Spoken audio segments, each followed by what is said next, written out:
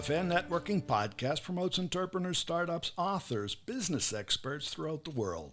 I'm Tom Reaoch, an American known as the King of Networking, connecting people and speaking from my studio in Vinhedo, São Paulo, Brazil. Today we talk with Stacey Webb, and she's joining us from Sydney in Australia. Stacey Webb is a trauma release mentor, speaker, and author of the book The Intuitive Detective, a memoir which shares snippets of her youth, early career as a police officer, and present-day experiences. So Stacey, how do we strengthen our intuition?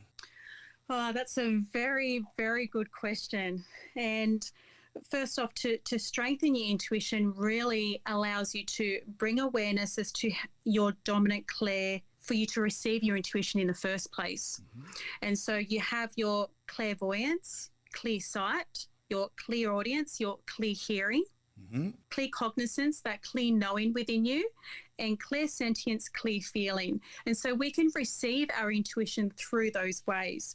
And once you're aware as to how you receive your intuition, you can then strengthen your intuition by practicing it.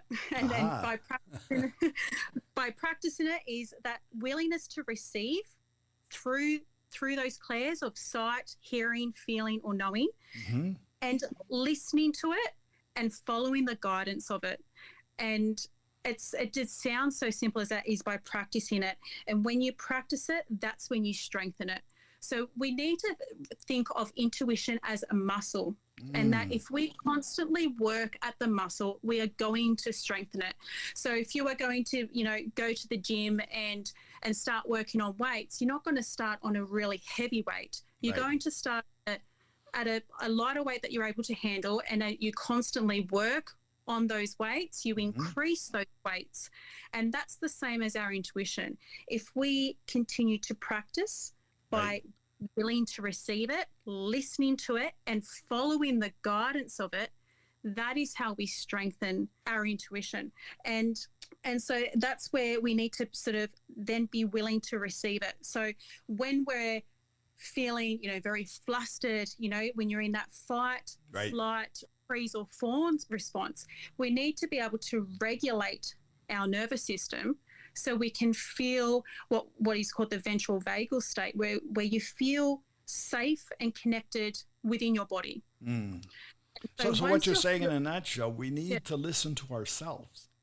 Yes, exactly. That's it. You need to listen to yourself, be in tune with yourself, and follow the guidance of what it's telling you. And so a lot of the times you may want to seek the answers outside of yourselves, but in reality, the answers are already within you. And so when you're to listen and receive it, that is how you actually strengthen it. So the important thing to remember when it comes to intuition is that your intuition doesn't steer you wrong. Right. It's the choice as to whether you decide to listen to your intuition or listen to your fear or your ego.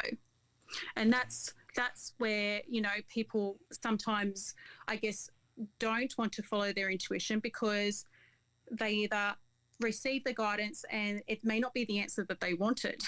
And I can agree with you there that sometimes the ego is the overriding muscle, right? Exactly. Well, the intuition is very subtle. It's a very welcoming, and it can be light. And as you strengthen your intuition, you can increase the frequency of you being able to listen to it. The intuition might start to become clearer to you because you've been practicing it for so long and strengthening it that you feel like you'll be able to receive it clearer, when in reality it's always been there. You're just strengthening it within yourself. But the ego is very loud. And so that can really at times overshadow your intuition if you don't actively practice it in the first place. And so that's, the foundation of intuition that we remember is we choose love. And if we choose love, we choose love over fear. And so we choose love over our ego. The ego wants us to know, but the intuition is just giving us that guidance. And so that's when we receive our intuition, that's you may not always know the answers behind the guidance, whereas our ego will want to know well, where is that taking me? Where am I going to, how am I going to end up that way? Your intuition isn't always going to give you those answers like that. Right. Ego actually puts you into overdrive and you just run over everything else. Oh, it does, definitely. Yeah. The ego is, you're wanting that control, and that's, when the mind starts going, where you actually need to go back to your body, out of the logical mind, back into your body, back into your heart's intelligence to, receive that intuition. It comes back to connecting back to your body, right? Regulate your nervous system so you're not feeling, stressed, frustration, anger, right. upset, coming back to that homeostasis in your body, that connection, that safetyness. When you're in that state, that's where you're open to curiosity. You're open to curiosity. You are then more willing to receive your intuition. And again, we strengthen that by listening to it and then following the guidance of it. Well, you yourself, you're an example of that. As you mentioned to me before we went on air, I guess over 15 years as a police officer, of sharing trauma, trauma that others have gone through or going through, the mental health awareness part that you're also a specialist. You've taken that and thought about that. You've listened to yourself, right? Yeah, definitely. And it was listening to myself where it wasn't really accepted, around me. People was like, why are you going to do that when you have such a great career in the police force? The police force is such a stable job. You'll always get work. You'll always have work there. But when the inner calling is like, no, this is where my path is taking me. My intuition is telling me this is where I need to go. Logically, people will be like, yes, I could stay in a stable job. Yes, I can do all those things, but this is where it's actually guiding me. And so I listened to that and followed that. And now for me, I help people with fear and trauma in their life in a different way than what I primarily did when I was a police officer. So here I'm then actually allowing them to feel connected and find that connection and safety within their body, so then they can attune to their intuition. And what that also then helps is to, release any fear or trauma from their body, so that they can move in a life where they're living their life without fear or trauma being the lead in their life. So it's not saying that, the trauma never happened. Of course it did. Yes. But they're now making their decisions based on love within themselves, because they're feeling that connection to their body rather than feeling in that fear or allowing that trauma leading their life that's stuck in their body.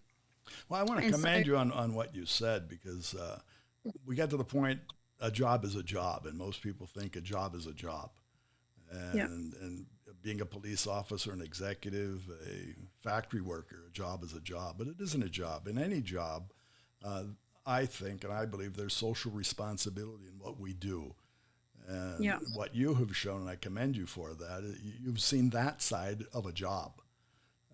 And obviously, as a police officer, there is, a wealth of social engagement, because part of the reason of having police officers is socially many people are disengaged. Well, exactly right. As police officers, you are primarily dealing with people when they're in a state of fear, whether they're in fear of what's happened in the past or they're in fear of what's going to happen to them in the future. Right. And so, and with that, you may need to help regulate their system, regulate their nervous system when they're in a trauma state, to be able to help create and hold that space for them before they get to the next stage of wherever it is that they need to go. Right. And so that takes a lot of strength within yourself as well. And again, though, but people are doing that by following their intuition. Right. But we also need to make sure that they then come back to themselves to go, yes, I've helped that person, and my intuition led me to help that person, however that ended up being. And now that I've done that, I need to make sure that I come back to myself, that I come back to my safety and connection within myself so that I can release anything that was overwhelming to my body about what I experienced then. So therefore I can continue strengthening my own intuition and well, not being... You seem to have done that. So as a trauma release mentor and author of the book, The Intuitive Detective, you've come full circle in wanting to share that, right, Stacey? Yeah, definitely. Well, Stace, I want to thank you. Unfortunately, we're coming to the end of our time, but again, congratulations on what you do and how you do it. The best way for people to find you is on the Linktree link, which is linktr.ee/Staceywebb. Yes. My website's in the making, but if you go to that, everything that is attached to me is on there as well. Very good. And it is Staceywebb. It's Stacey, and the last name is Webb. So again, Stacey Webb, you'll find her on Linktree. And her book is The Intuitive Detective. So thanks again, Stacey.